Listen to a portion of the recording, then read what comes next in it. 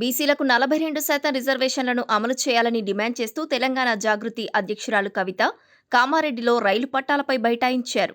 రైలు రోకో చేపట్టిన కవిత, జాగృతి కార్యకర్తలను పోలీసులు అడ్డుకున్నారు. దీంతో ఉద్రిక్తత చోటు చేసుకుంది.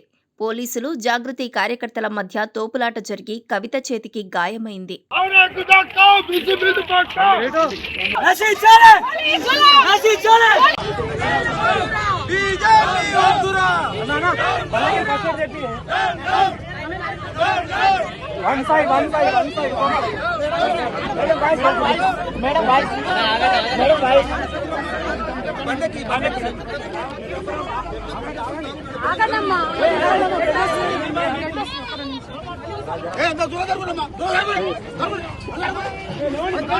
గాయంతో బాధపడుతున్న కవితను పోలీసులు అలాగే అదుపులోకి తీసుకుని స్టేషన్కు తరలించారు.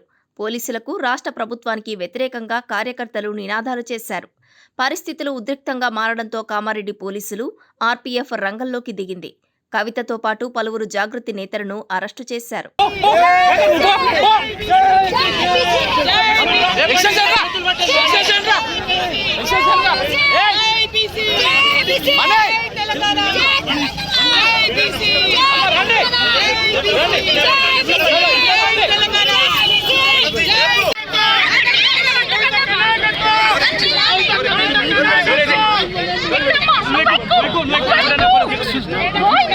బీసీ రిజర్వేషన్ల అమలుపై రాష్ట్ర ప్రభుత్వానికి చిత్తశుద్ధి లేదన్నారు. గవర్నర్ వద్ద రిజర్వేషన్ల బిల్లు పెండింగ్లో ఉందన్నారు.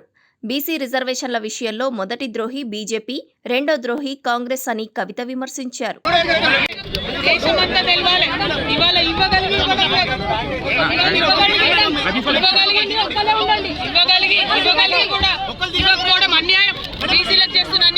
బీజేపీ ఎంపీలు వెంటనే రాజీనామా చేయాలి. రాజీనామా చేస్తే ఊరుకునేది లేదు. ఖచ్చితంగా వాళ్ళు రాజీనామా చేసిన బీసీ బిల్లు వస్తుంది. తెలంగాణ బీసీ బిల్లు అడ్డం పడకండి. గవర్నర్ దగ్గర బిల్లు పెండింగ్ ఉంది, రాష్ట్రపతి దగ్గర బిల్లు పెండింగ్ ఉంది. అడ్డం పడకండి. బీసీ జై తెలంగాణ, జై బీసీ.